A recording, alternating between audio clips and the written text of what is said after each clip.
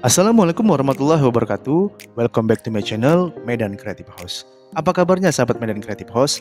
Senang rasanya berjumpa kembali di channel ini. Dan kali ini kita akan ngebahas berbagai macam video tutorial.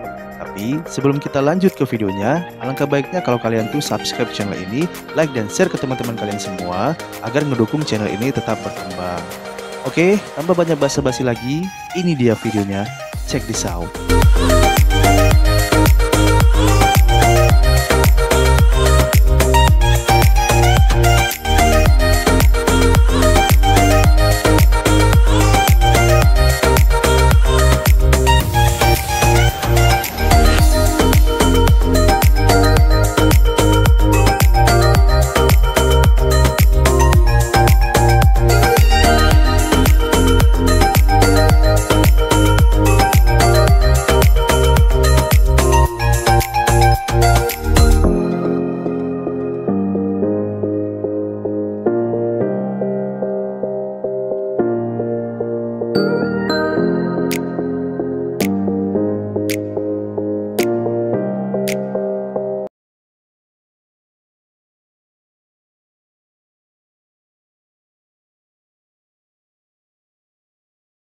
Baik, Bapak Ibu guru cerdas.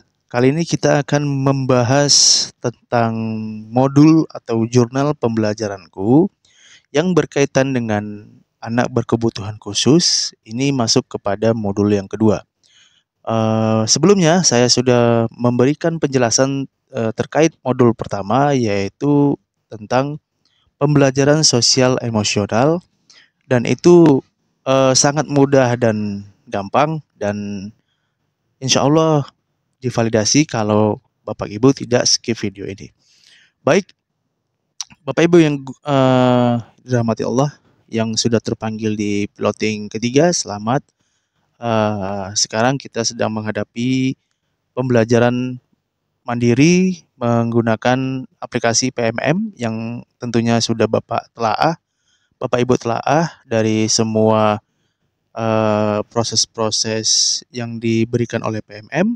Dan sekarang untuk tugas akhirnya kita disuruh membuat sebuah modul dari pembahasan yang sudah kita pelajarin. Baik, tanpa berlama-lama saya akan menjelaskan sedikit tentang anak berkebutuhan khusus. Nah, pada pertemuan kali ini saya akan menjelaskan sedikit dan kita sama-sama belajar, Bapak Ibu, tentang apa itu anak berkebutuhan khusus, yang mungkin Bapak Ibu sudah melihatnya juga di video ataupun modul yang dibuat di PMM ya, yang ketika kita tahu anak berkebutuhan khusus ialah anak yang mempunyai Down syndrome, ternyata bukan ya. Jadi anak berkebutuhan khusus tadi ini adalah anak-anak yang memiliki tingkatan-tingkatan dalam pembelajaran yang ada di dalam kelas. Contohnya misalkan anak tersebut terlalu pintar dan suka menjahili temannya, itu anak berkebutuhan khusus. Atau anak yang susah bicaranya tapi bukan autis ya, itu juga dikategorikan anak yang berkebutuhan khusus juga. Anak yang diam aja, anak yang kurang aktif, ada yang anak hiperaktif, itu juga disebut dengan anak berkebutuhan khusus. Nah, lalu kita disuruh membuat jurnalnya ya, menggunakan dari rangkaian-rangkaiannya atau pembahasan modul-modul kita yang sudah ada gitu ya Bapak Ibu ya. Oke, kita lanjut aja di sini. Di modul sebelumnya, 3 pilihan metode itu ya untuk pembuatan jurnal ada 3. Yang pertama adalah dengan pendekatan metode tesis, yang kedua dengan metode aksi nyata, dan yang ketiga adalah metode portofolio.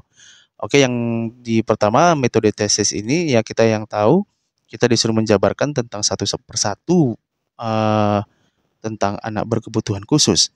Yang kedua ya, kita melakukan aksi nyata. Oke, aksi nyata apa yang sudah kita lakukan ketika kita menghadapi anak yang berkebutuhan khusus.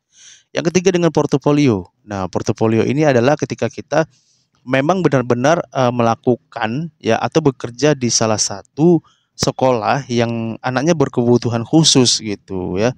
Tapi bisa jadi ya, bisa jadi mungkin ada juga di jurusan kita mempelajari atau memang menjadi guru di salah satu sekolah, maksud saya SLB gitu ya, atau autis gitu ya. Kita memang benar-benar ya, autis itu kan tidak berarti tidak diperbolehkan untuk mempelajari bahasa Indonesia, bahasa Inggris walaupun dia tidak bisa bicara. Oke. Nah, jadi untuk subjudul di sini Bapak Ibu, oke. Introduksinya adalah ketika kita akan memilih judulnya ya. Bapak Ibu sekarang buka di PMM di sini ya, pengantar pendidik anak berkebutuhan khusus.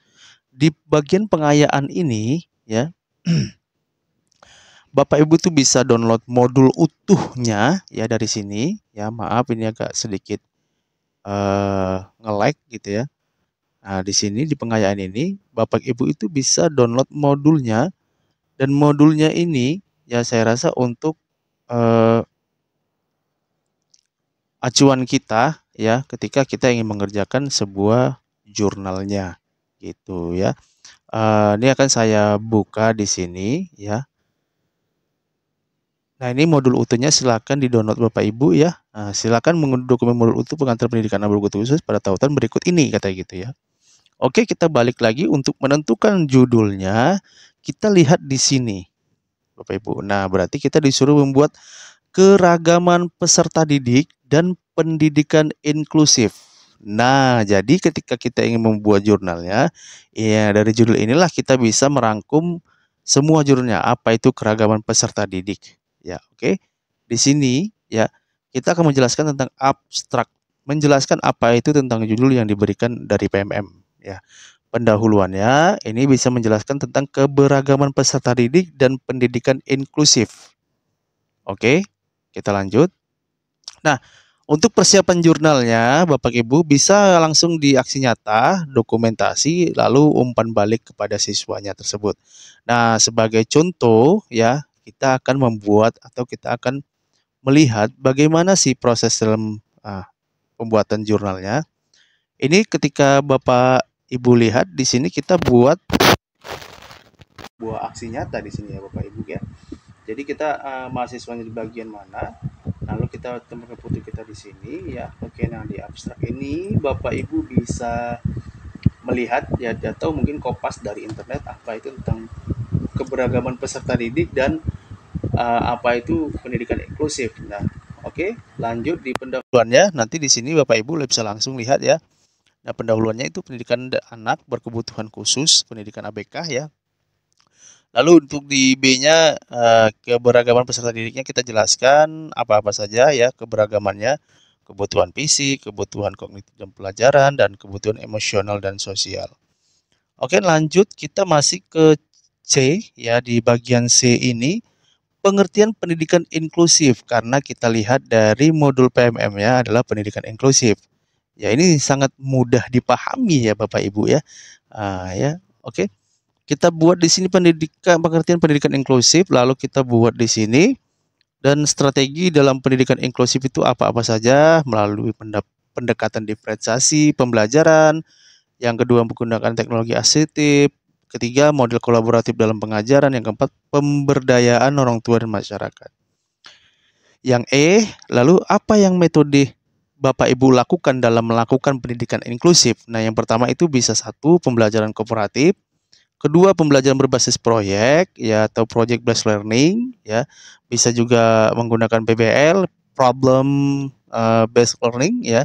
Atau yang ketiga, metode pembelajaran multisensori. Nah, yang terakhir kita ya membuat sebuah foto yang ada di sini ya sebagai presentasi atau dokumentasi kita saat kita belajar bersama siswa-siswa kita di dalam kelas ya. Nah, di sini. Oke, next setelah itu kita balik di umpan balik dari siswanya. Kita buat menggunakan Google Form ya. Untuk Bapak Ibu yang belum paham tentang bagaimana cara pembuatan Google Form, bisa cari link deskripsi saya di tautan ini. Saya juga sertakan itu bagaimana cara membuat Google Form untuk umpan balik. Nah, lalu yang terakhir adalah kesimpulan. Nah, tadi dari kesimpulan ke semuanya ini, Bapak Ibu berikan kesimpulan dari keragaman peserta didik dan pendidikan inklusif. Nah, itu dia. Nah, barulah nanti didapatkan dengan hasil yang seperti ini. Nah, ini tergantung. Nah, kalau ini sendiri tergantung desain dari Bapak Ibu lah sendiri yang buatnya seperti apa. Dan mudah-mudahan kita bisa sama-sama lulus ya. Oke, segitu dulu pembelajaran hari ini tentang bagaimana membuat jurnal ya berjudul Pengantar Pendidikan Anak Berkebutuhan Khusus ya. Jangan lupa untuk Bapak Ibu yang belum subscribe, silakan subscribe dulu, like dan komen di video ini. Jika ada kritik dan saran silakan komen, dan kita akan ketemu di video selanjutnya. Saya Hendra. Wassalamualaikum warahmatullahi wabarakatuh. See you next time. Bye.